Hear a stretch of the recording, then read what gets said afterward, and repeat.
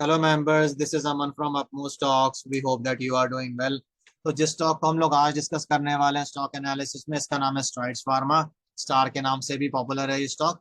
इस स्टॉक को कवर करने का ये कारण है कि स्टॉक पिछले 2 महीने से फॉलिंग वेज पैटर्न में ऑपरेट कर रहा है। ऊपर की तरफ ये ब्रेकआउट नहीं दे पा रहा है इस पैटर्न का, और नीचे की तरफ ये ब्रेकडाउन नहीं दे पा रहा है। टेक्निकल एनालिसिस के हिसाब से जो फॉलिंग वेज पैटर्न होता है ये ट्रेंड रिवर्सल पैटर्न होता है, जो कि बियरिश ट्रेंड में बनता है। आप देख सकते हैं कि स्ट्राइड्स फार्मा पिछले 2 महीने से एक तरह के बेरिश ट्रेंड में ही है। तो ऐसा हो सकता है कि स्ट्राइड्स फार्मा में आने वाले टाइम में बुलिश मूवमेंट आ जाए, अगर ये स्टॉक इस फॉलिंग वेज पैटर्न का ब्रेकआउट दे देता है ऊपर की तरफ और उसके ऊपर सस्टेन करना शुरू कर देता है।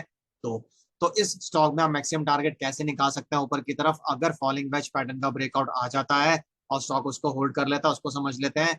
उसके लिए आपको दो वैल्यूज को आइडेंटिफाई करना पड़ेगा। पहली वैल्यू होगी ब्रेकआउट प्राइस और दूसरी वैल्यू होगी विड्थ ऑफ फॉलिंग वेज। क्योंकि ब्रेकआउट अभी आया नहीं है तो हमें ये एज्यूम करना पड़ेगा कि ब्रेकआउट प्राइस क्या हो सकती है। तो हम लोगों ने इस केस में एग्जांपल के लिए एज्यूम किया कि ब्रेकआउट प्राइस 325 की हो सकती है। जो विड्थ ऑफ फॉलिंग वेज है दैट इज अराउंड 24 रुपीज। जब आप ब्रेकआउट प्राइस को और विड्थ ऑफ फॉलिंग वेज को ऐड कर देंगे, आपको मैक्सिमम टारगेट मिल जाएगा ऊपर की तरफ।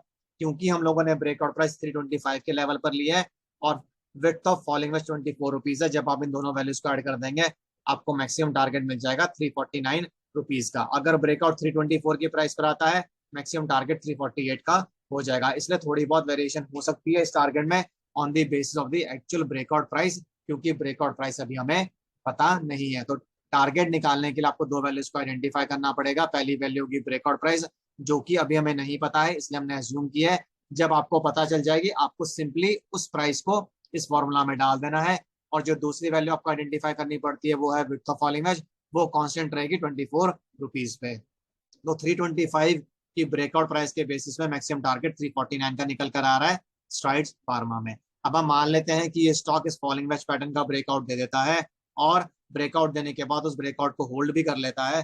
तो जो पहला इंटरमीडिएट टारगेट या फिर रेजिस्टेंस लेवल स्टॉक में निकल कर आ रहा है दैट इज अराउंड 332.75। अगर स्टॉक इस लेवल को तोड़ देता है, इसके ऊपर सस्टेन करना शुरू कर देता है, next target would be in the range of 335 to 336।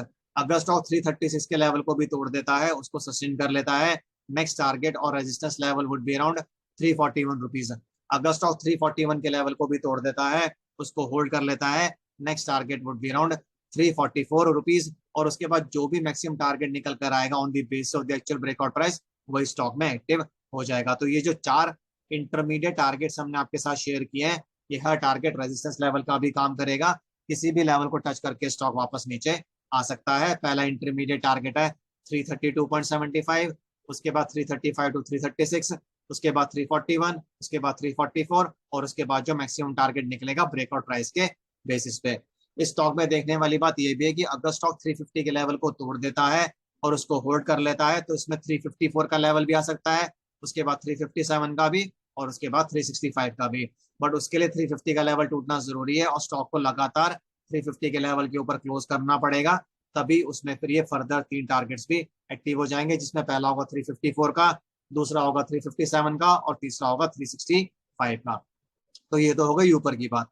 अब ये समझ लेते हैं कि स्टॉक ऊपर जाने की बजाय, ब्रेकआउट देने की बजाय वापस नीचे आ जाता है, तो उस केस में जो पहला सपोर्ट लेवल स्टॉक में निकल कर आ रहा है that is around 313 rupees.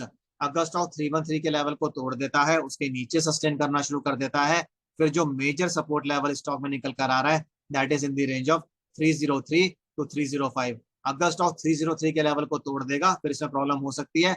Ideally stock को फिर जो नीचे वाली लाइन है फॉलिंग वेज पैटर्न की, इस पर सपोर्ट मिल जाना चाहिए। अगर स्टॉक इस नीचे वाली लाइन के नीचे क्लोज करना शुरू कर देगा, फिर इसमें काफी शार्प फॉल भी आ सकता है। तो जो इमीडिएट सपोर्ट लेवल स्टॉक में निकल कर आ रहा है दैट इज अराउंड 313, और उसके बाद जो मेजर सपोर्ट लेवल स्टॉक में निकल कर आ रहा है that is in the range of 303 to 305। अगर आपको स्टॉक से रिलेटेड कुछ भी कंसर्न्स, क्वेरीज या सजेशंस हो तो आप कमेंट बॉक्स में डाल सकते हैं। हम उनका रिप्लाई करने की कोशिश करेंगे जल्दी से जल्दी। और इसी के साथ मैं इस वीडियो को एंड करूंगा। This is Aman signing off. Bye, take care.